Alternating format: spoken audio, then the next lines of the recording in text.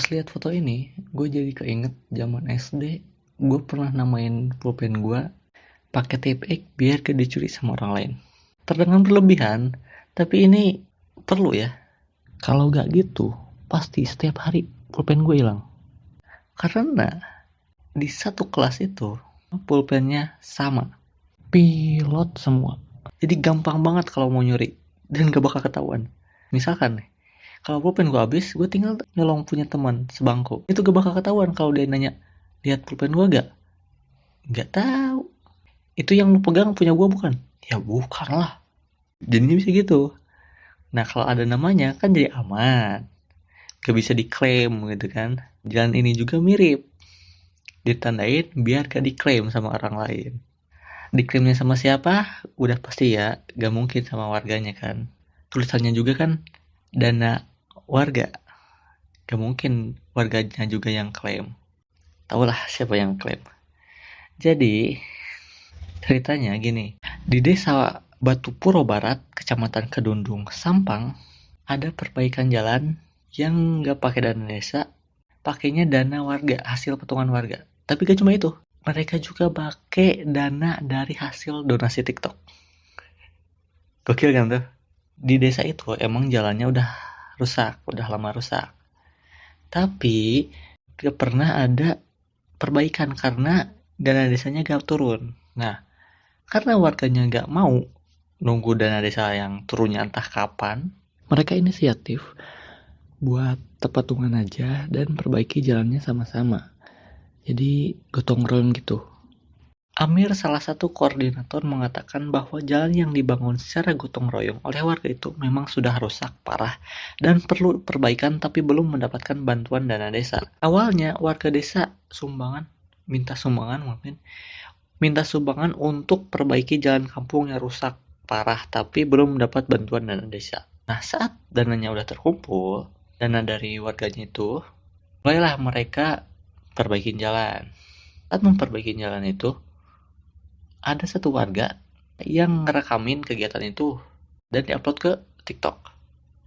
Rame lah, banyak yang ngedukung, terus bahkan ada juga yang ngasih koin gitu. Apa ngedonasi, nyumbang. Dan saat dia live di TikTok, bahkan lebih banyak lagi yang nyumbang. Saat kerja itu saya unggah di akun TikTok dan saya lihat juga ternyata dari situ cukup banyak yang tertarik dan ikut menyumbang. Untuk mewujudkan sumbangan tersebut, kami buatkan tulisan di jalan itu.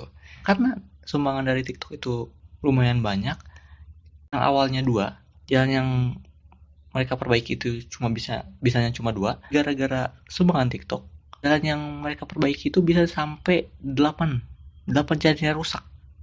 Kalau awalnya itu hasil remungan tokoh masyarakat setempat, setelah sukses membangun 2 titik, banyak masyarakat yang minta jalannya diperbaiki dengan sumbangan dan dikerjakan secara gotong royong. Kekompakan dan semangat tinggi warga setempat itu telah berhasil memperbaiki 8 titik jalan dengan total panjang 4,47 km dengan jalan dicor secara sederhana. Yang awalnya cuma 2 jalan, sekarang jadi 8 jalan yang bisa diperbaiki. Gokil kan?